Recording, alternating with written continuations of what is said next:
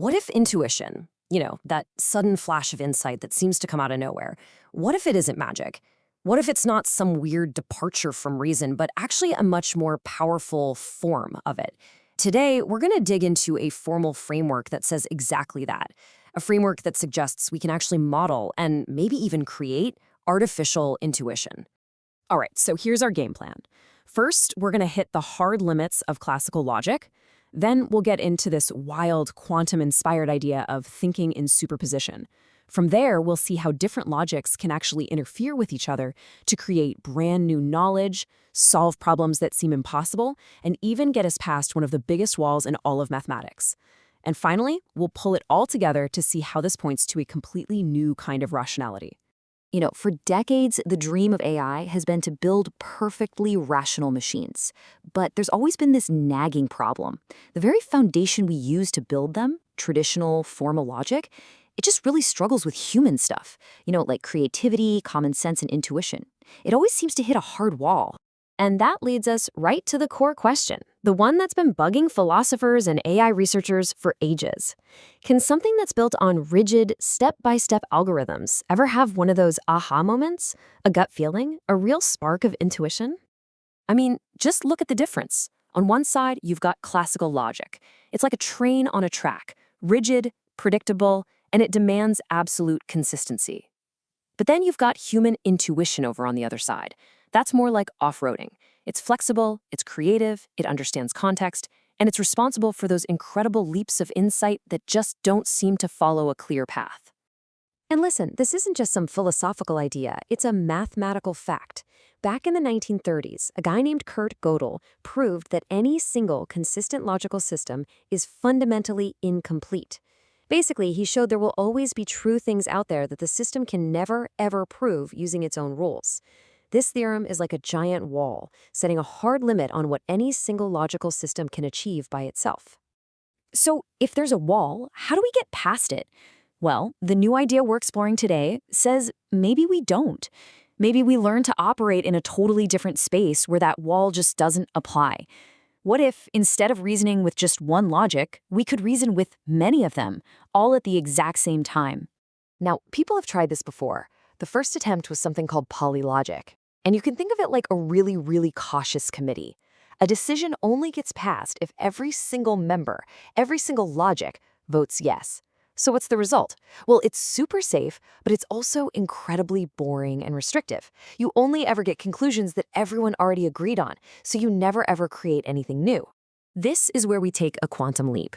This new approach, quantum-inspired polylogic, or QPL for short, is completely different. Forget the cautious committee. Think of an orchestra. Each individual logic is like an instrument, and a thought or a cognitive state isn't just one instrument playing a solo. It's a superposition, it's a chord, with all of them playing together, each with its own volume or what we call amplitude. You're not filtering out information, you're harmonizing it.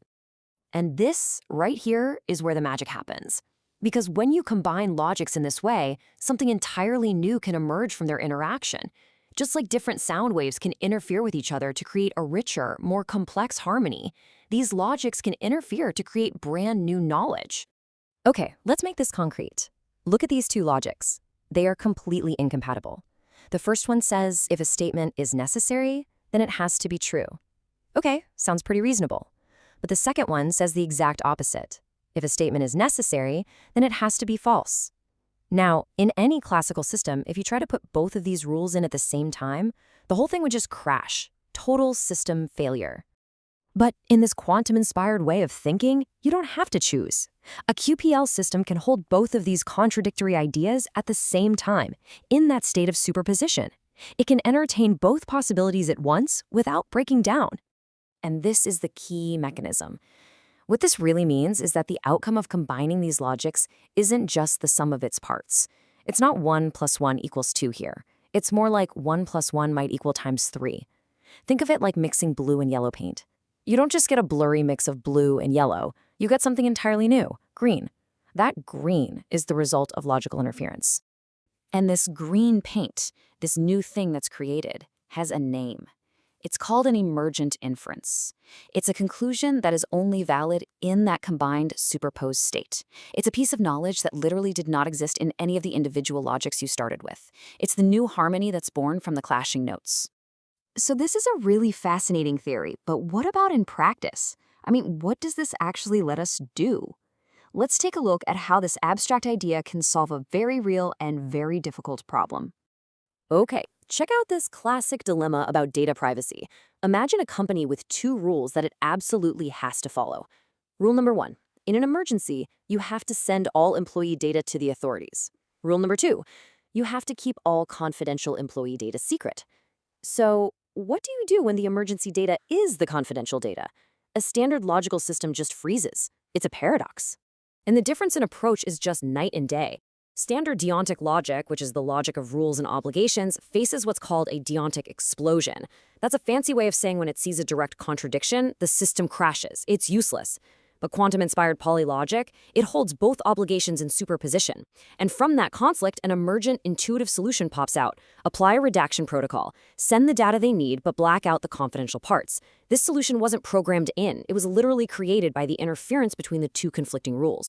Now, this power to resolve conflict also gives us a completely new way to look at that huge roadblock we talked about at the beginning, Gödel's incompleteness theorem. Let's see how QPL gives us a path to actually get around Gödel's wall. This is the big question, right? If Gödel proved that there's a fundamental limit for all formal systems, how on earth can this one just sidestep it? Well, the answer is that QPL isn't the kind of system Gödel was talking about. It's playing a different game entirely. See, Gödel's theorem only applies to systems that have very specific properties, and this QPL framework basically violates all of them. For one, it's not a single fixed system, it's a dynamic collection of many. Two, you can't just write down a finite list of starting rules that will generate everything it can ever conclude. Three, it doesn't even try to be globally consistent. In fact, it thrives on contradiction. And finally, its conclusions aren't just based on symbols and rules, but on the weights and combinations of different logics. And the implication of this is just huge. It means that a problem that is fundamentally unsolvable or undecidable inside of any single logical system might actually become solvable when you combine them in superposition. Here's a way to think about it. Gödel's limit tells you what you can't see from inside a single room. QPL lets you step out into the hallway and see how all the rooms connect. So what this is all pointing to is a major paradigm shift in how we even think about what it means to be rational. It's not about being perfectly consistent all the time. It's about something much more dynamic and, honestly, much more human. And this quote from the source material just captures the core idea perfectly. Intuition isn't illogical, it's not irrational. It's simply what happens when you stop thinking with only a single point of view. That's monological reasoning, and you start to embrace many different viewpoints at once. So this really gives us a whole new definition of what it means to be rational. Classical rationality is all about maintaining perfect consistency inside one system. But this new QPL rationality, it's about achieving a global stability across multiple, even totally incompatible systems. In this new view, a rational agent isn't something that runs away from contradictions.